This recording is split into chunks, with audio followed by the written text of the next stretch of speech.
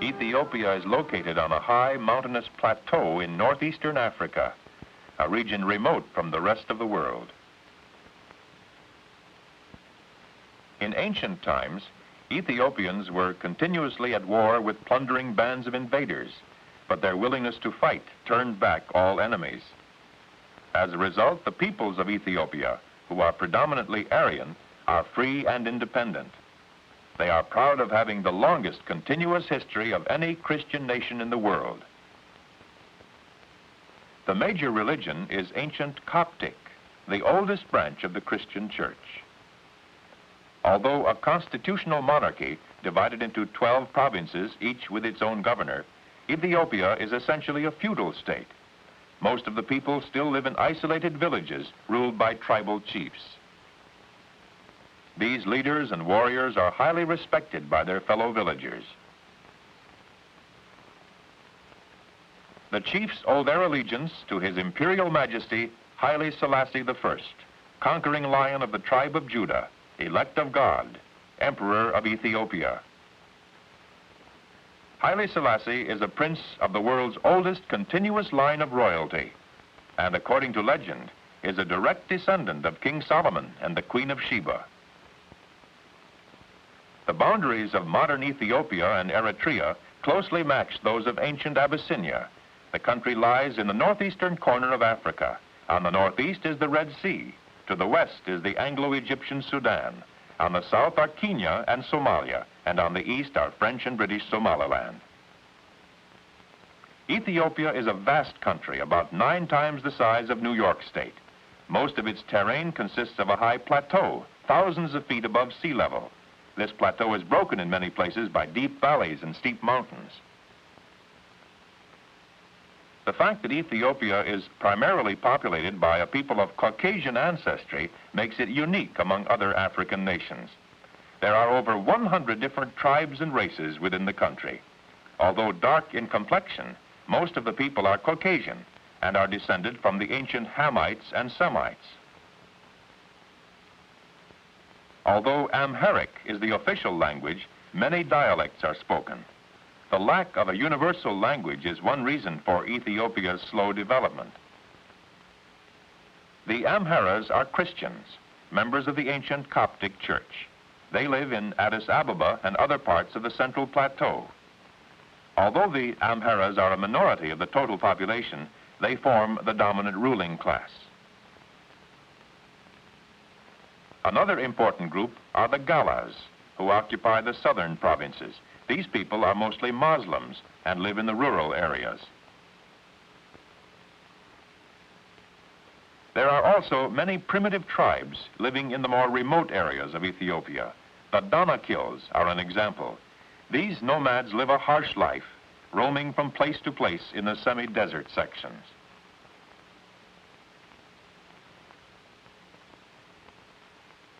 Most of the Ethiopians of today are not pure descendants of any one race. The facial features of both women and men are likely to reflect a varied combination of Caucasian, Negroid, Arabian, and Hebrew characteristics.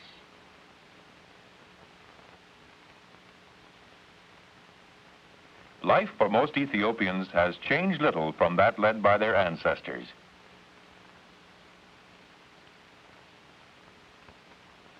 Most of the people still live in small villages with no direct contact with the outside world. Village life centers around a few scattered huts. Large families live together in these small, primitive shelters.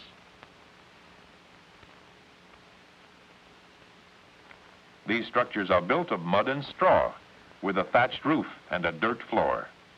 Each family collects the materials and builds its own hut. The people have little or no money, but are self-sufficient. Each member of the family performs some necessary task.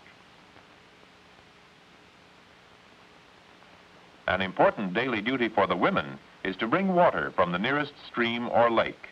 The water supply may be miles away. Clothing is washed on a rock in shallow water, a slow and tiresome task. Generally speaking, Ethiopia is not noted for its native crafts and excels in very few. One of the home industries is basket weaving.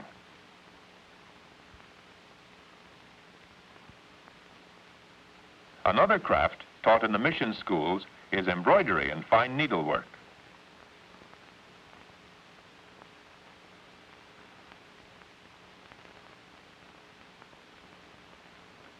Silversmithing is practiced by skilled artisans in Addis Ababa and Harar.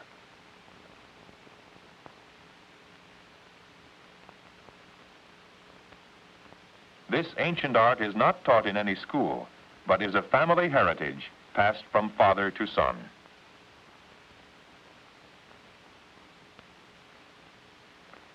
Ethiopia has been blessed with fertile soil and sufficient rainfall, making possible varied agricultural activities, including cattle raising.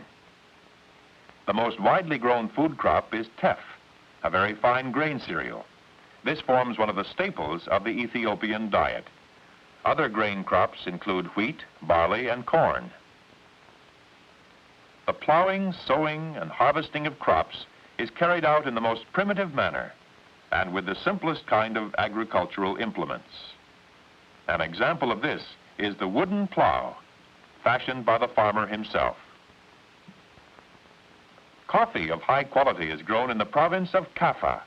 Its export accounts for a large part of Ethiopia's foreign exchange. The national dress is the white cotton shama. Although some cotton is grown, there is not enough to fill the domestic requirements. A program is underway to increase cotton acreage. A great variety of fruits and vegetables is grown and can be bought at all city and village markets throughout the year.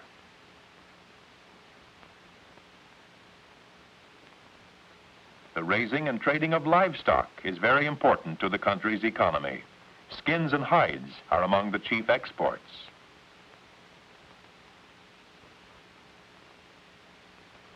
One of the greatest obstacles to Ethiopian progress is the lack of an adequate transportation system.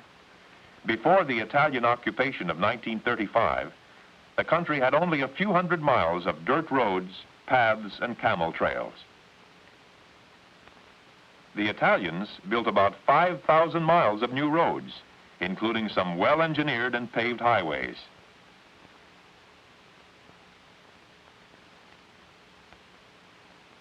Most Ethiopians still transport their goods on their heads or on the backs of pack animals. Motor vehicles are increasing in Addis Ababa, Asmara, and other larger towns, but it will be many years before motor cars become a common sight. Lions are still found in some parts of the country. There are many hyenas throughout Ethiopia. Baboons are widely distributed and are in great numbers. In the lagoon-like reaches of the Blue Nile, there are large herds of hippopotami. The forests that line the river Juba along the Sudan frontier are a favorite haunt of the mighty elephant.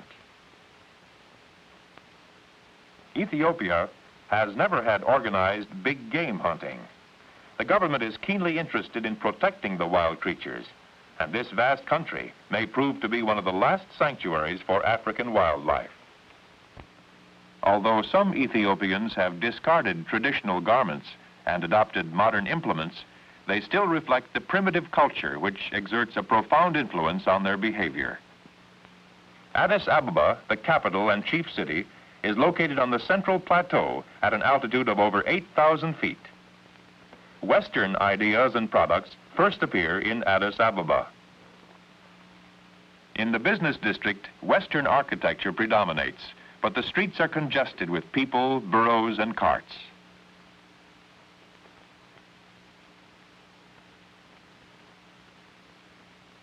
The second most important city is Harar, located about 300 miles east of Addis Ababa.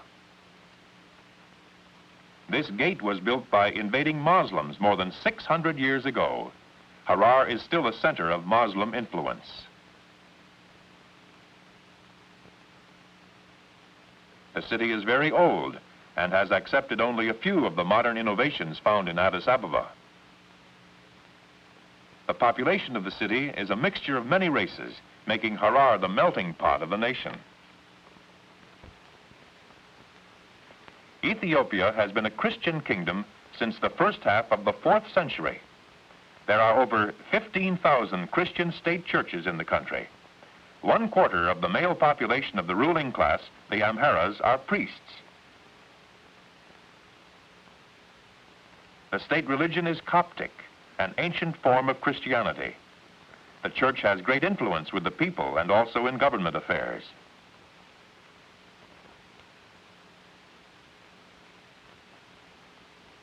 Public events, such as this celebration on the anniversary of Haile Selassie's return from exile, are usually of a religious nature.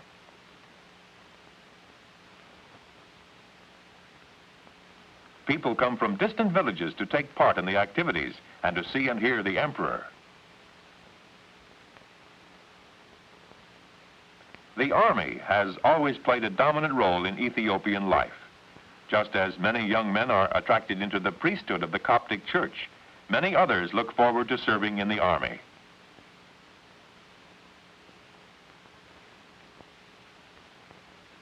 This ancient kingdom was an unconquered nation until the Italian invasion in October 1935. Brave as the people were, they could not match the huge modern war machine of Mussolini. Many improvements were introduced by the Italians during their occupation. Well-engineered paved highways soon were built over the mountains in Eritrea from Massawa to Asmara. In addition to roads and bridges, the Italians contributed many other improvements toward the development of Eritrea, now a federated province of Ethiopia. Eritrea borders the Red Sea, and the major seaport is Massawa, one of the hottest places on earth. It's a busy harbor, shipping hides, skins, salt, coffee, tobacco, and cotton to world markets. The chief city is Asmara, located on a high plateau. Roman-style architecture and wide streets are some of the constant reminders of the influence of the Italians.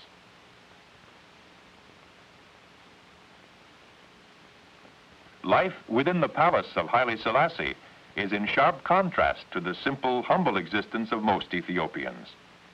Here one finds splendor comparable to that enjoyed by the kings of the Arabian Nights. The emperor holds many official events in his beautiful gardens. Guests often are entertained at formal dinners served on a banquet table resplendent with fine linen, china, gold, and silver. The dinnerware is of finest china, decorated with pure gold. The silver service is a priceless collection of heirlooms and gifts from other princes and heads of states. Although Haile Selassie shares his authority with a council of ministers, in reality, the 20 million people of Ethiopia are still ruled by their benevolent emperor. Haile Selassie is a proud and gentle father, interested in his children and grandchildren. Most of his leisure time is spent with them. The emperor not only has a great love for people, but also a deep concern for all living things. His pets and the animals in his private zoo give him much pleasure. One of the prime concerns of government is the education of the people. An extensive school development program is now underway. Whenever possible, the emperor attends public school events, such as this sports competition.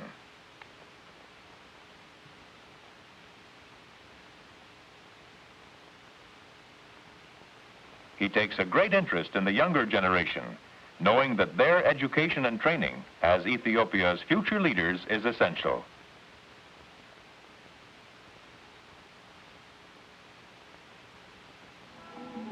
Haile Selassie established the